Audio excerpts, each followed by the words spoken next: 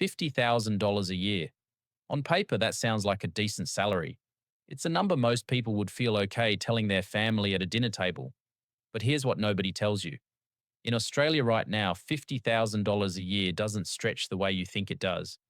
And by the end of this video, you'll understand exactly why so many people earning this amount feel like they're working hard, doing everything right, and still ending each month with almost nothing left. Let's start with the truth most paychecks hide.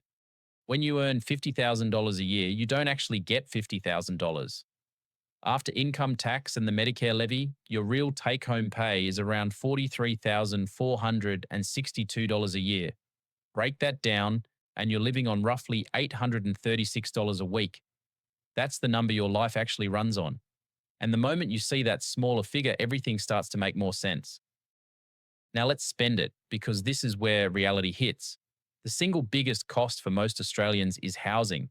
Right now, the national median rent sits at about $680 a week.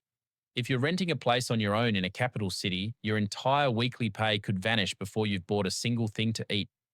This is exactly why so many people on $50,000 are now sharing houses well into their 30s, moving back in with family or living further and further from the city just to keep a roof over their heads.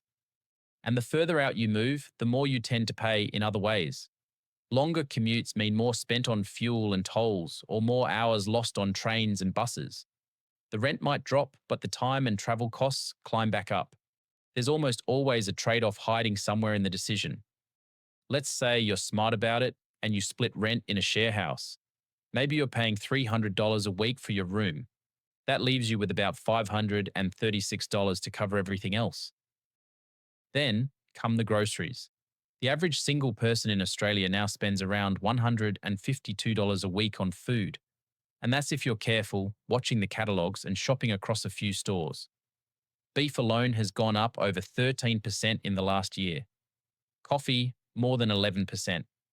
So already, between rent and food, you've spent about $452 of your $836. You have $384 left for the entire rest of your life. And the rest of your life is not cheap. There's electricity and gas. There's your phone and internet. There's transport, whether that's fuel and car registration or a public transport card. There's insurance. There are the small subscriptions that add up. And then there's everything unexpected, the dentist, the car repair, the gift you forgot about. For someone with no savings to fall back on, a single bill like this can mean reaching for a credit card and starting the whole cycle over again. By the time the essentials are paid, most people earning $50,000 are looking at maybe $100 or $150 of genuinely free money each week. Sometimes less, sometimes nothing at all. This is the part that hurts, because when you feel like you're earning a real wage, but you still can't get ahead, you start to believe something is wrong with you. You start to think you're bad with money. But you're not. You're living in one of the most expensive periods Australia has seen, where inflation is still running near 4.2%, where rent has hit record highs, and where the cost of simply existing has climbed faster than wages for years. And here's something else that makes it harder. When money is this tight, every single decision carries weight. People earning a comfortable income can make a mistake, overspend 1 week, forget to cancel a subscription, and barely notice. But on $50,000, there's no buffer to absorb the small slips. One unexpected bill can wipe out a month of careful saving. One bad week can push you into the red. That constant pressure is exhausting, and over time it wears people down. It's not just a money problem, it becomes a mental one.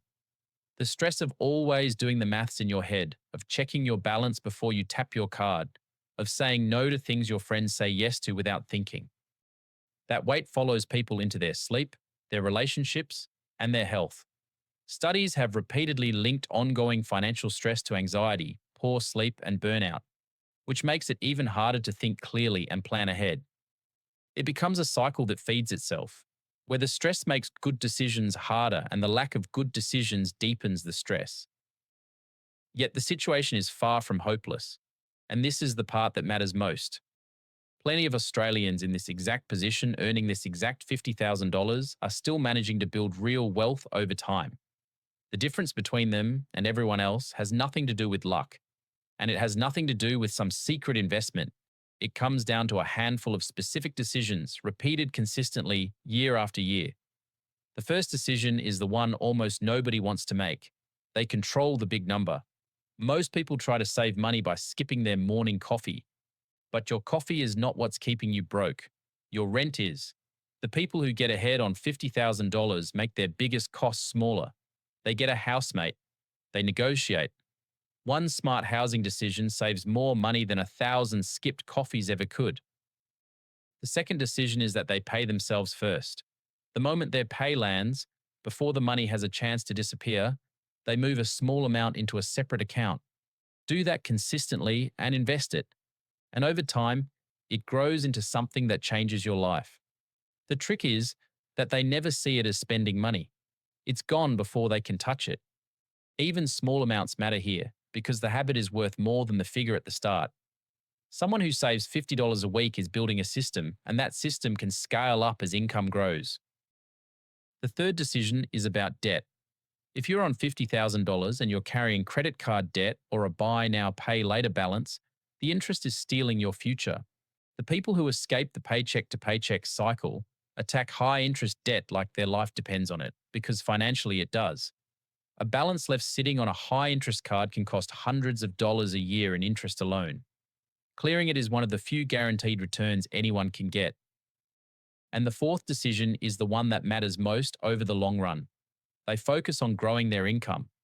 There's a hard limit to how little you can spend, but there's no limit to what you can earn. The people who win on $50,000 treat that number as a starting point. They build a skill on the side. They ask for the raise. They start something small after hours. And there's one more thing these people share. They have a plan. Most people on $50,000 are flying blind. They don't actually know where their money goes. It just disappears. And at the end of the month, they shrug and hope next month is better. But the people who get ahead sit down and look at the numbers honestly. They know what comes in, what goes out, and what's left. That clarity alone changes everything, because you can't fix a problem you refuse to look at. So what is life really like on $50,000 a year in Australia in 2026? Honestly, it's tight. It demands attention. You can't drift through it on autopilot and expect to be okay. But it is not hopeless. And it is absolutely not a dead end. If there's one thing worth taking from this, it's that the salary is only half the story. What gets done with the $836 that actually lands in the account each week matters far more than the $50,000 written on the contract. Money is not just about how much comes in. It's about how much you keep, how much you grow, and how clearly you understand the game you're playing. If this gave you a new way to see your own money, do me a favor and hit the like button. If you're not subscribed yet, now's the time. And don't forget to turn on notifications so you don't miss the next one.